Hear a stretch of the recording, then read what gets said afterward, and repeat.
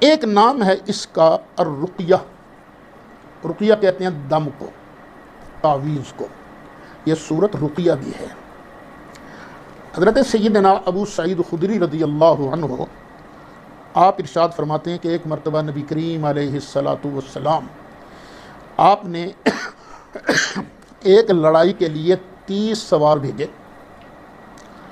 چلتے چلتے ایک عربی قبیلے میں پہنچے۔ جب عربی قبیلے میں پہنچے تو ہم نے انہیں کہا بھئی ہمیں کھانے پینے کو دو، کرو ہماری مہمان نوازی، لیکن انہوں نے بالکل صاف انکار کر دیا۔ حالانکہ عرب کی مہمان نوازی تو بڑی مشہور ہے کہ عرب تو بڑے مہمان نواز لوگ ہیں، لیکن وہ بڑے شوم لوگ تھے، انہوں نے کوئی مہمان نوازی نہیں کی۔ اللہ تعالیٰ کی شان، ان کا جو سردار تھا اس کو لڑ گیا بچھو۔ سانپ کے ڈسنے میں اور بچھو کے ڈسنے میں بڑا فرق ہے۔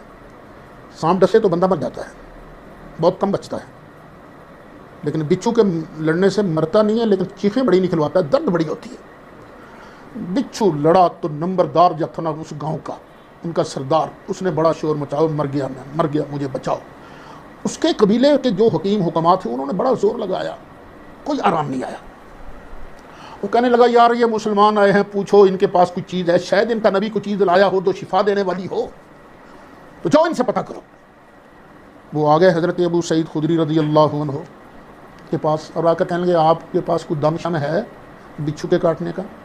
فرمایا ہے، لیکن میں مفت دم نہیں کروں گا، مجھے کچھ دو۔ انہوں نے کہا جی کیا لوگ ہیں؟ فرمایا 30 بکریاں۔ انہوں نے کہا ٹھیک ہے لے لینا، دم کر دو۔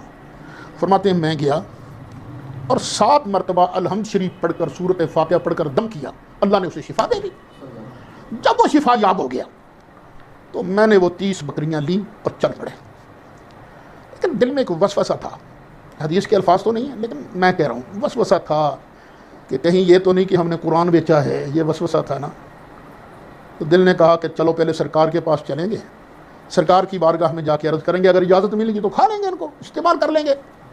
وہ نبی کریم علیہ الصلاۃ والسلام کی بارگاہ میں حاضر ہو گئے، ساری بات کا ذکر کیا تو نبی کریم علیہ الصلاۃ والسلام نے فرمایا تمہیں پتہ نہیں یہ تو رقیہ ہے، یہ صورت تو دم ہے، دم، ان بکریوں کو آپس میں تقسیم کر لو۔ پھر مجھے یوں لگتا ہے انہوں نے پھر بھی شاید کوئی دل میں نہ آئی ہو تو سرکار نے فرمایا بات سنو، تمہیں یہ صورت پڑھائی کس نے تھی؟ آپ نے فرمایا تو میرا حصہ بھی نکالو۔ تو اس صورت کا نام ہے صورت رقیہ، دم ہے، تعویذ ہے۔